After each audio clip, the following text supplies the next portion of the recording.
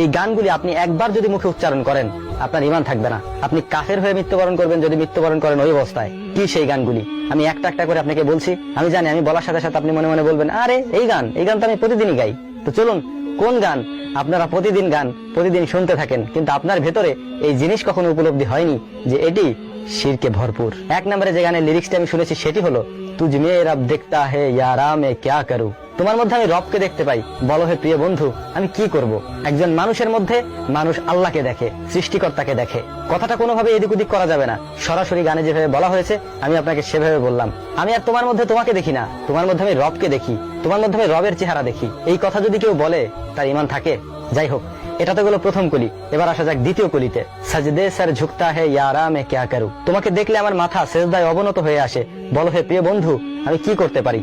এখানে বন্ধু তো আর হবে না, আমি তো একটু শুদ্ধ ভাষা ইউজ করতে গিয়ে বন্ধু বলেছি। আপনি তো আর বন্ধু বলবেন না, আপনি কি বলবেন? আপনি বলবেন হে প্রিয়তমা, হে প্রিয়সী। এই তো, তাই না?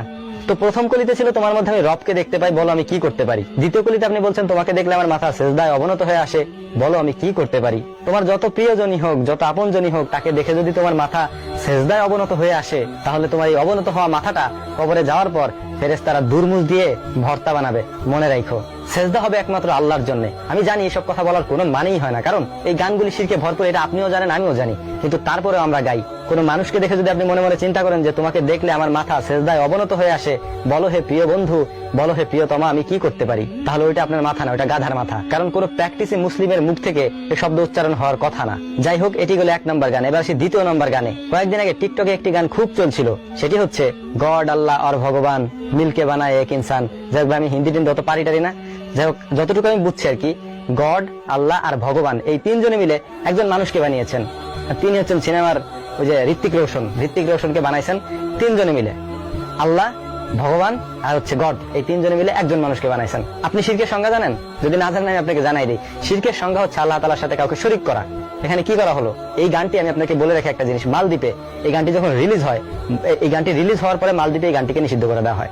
মালদ্বীপ এই এতটুকু একটি রাষ্ট্র, আমার ভারতের পাশে একটি রাষ্ট্র, এতটুকু একটি রাষ্ট্র, সেই দেশে মুসলিম প্রধান দেশটিতে এই গানটিকে নিষিদ্ধ করে দেওয়া হয়। এই গানটি সে দেশে চলবে না, এটি বলা হয়।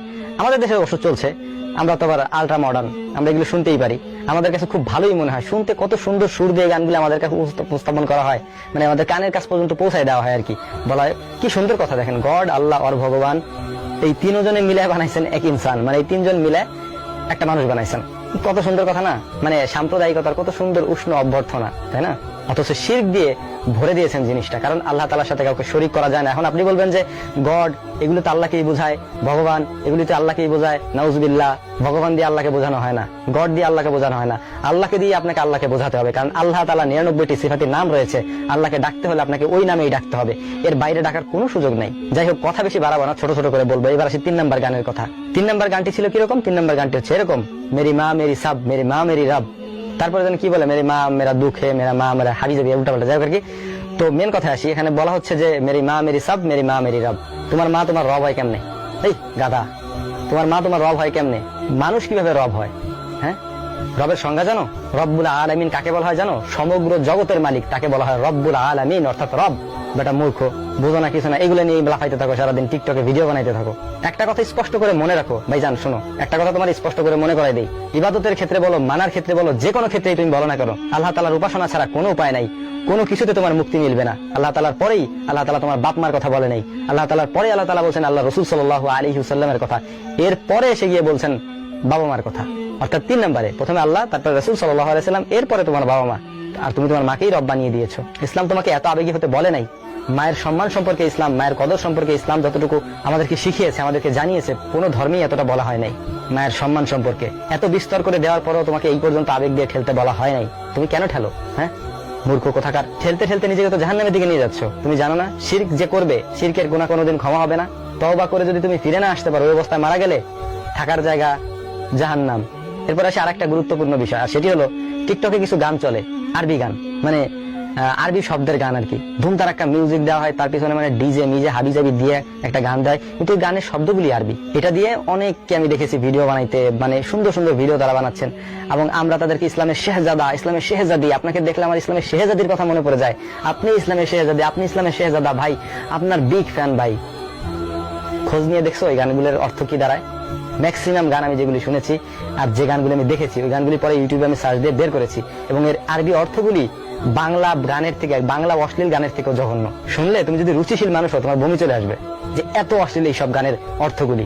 কিন্তু ওই যে আরবি শব্দ আছে, আরবি মানেই তো ইসলাম, ইসলাম মানেই তো মানে একটা মানুষের একটা সেন্টিমেন্ট, তাই না? ওইটা নিয়ে আমরা মানুষকে চালাই দিই। এই হচ্ছে আমাদের অবস্থা। কি আর বলবো ভাই, যে যেমনি চলে সেটা নিয়ে চলতে হয়, কারো কিছু বলাও যায় না।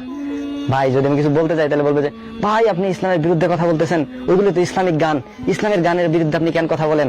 হ্যাঁ আপনি মিয়া ভালো না, হ্যান ত্যান হাবি যাবি। যাই হোক, আমার ভালো হওয়ার দরকার নেই, তুমি অন্তত এই শিরকি গানগুলো থেকে বেঁচে থাকো। আমি তোমার ভালোর জন্য বলতেছি, আর নাহলে কিয়ামতের দিন আল্লাহ তাআলা আমারে ধরে জাহান্নামে আগে দিবে যে তুই তো জানতে বেটা, তুই বলস নাই কেন, তাই না? এই জন্য আমি আমার দায়িত্ব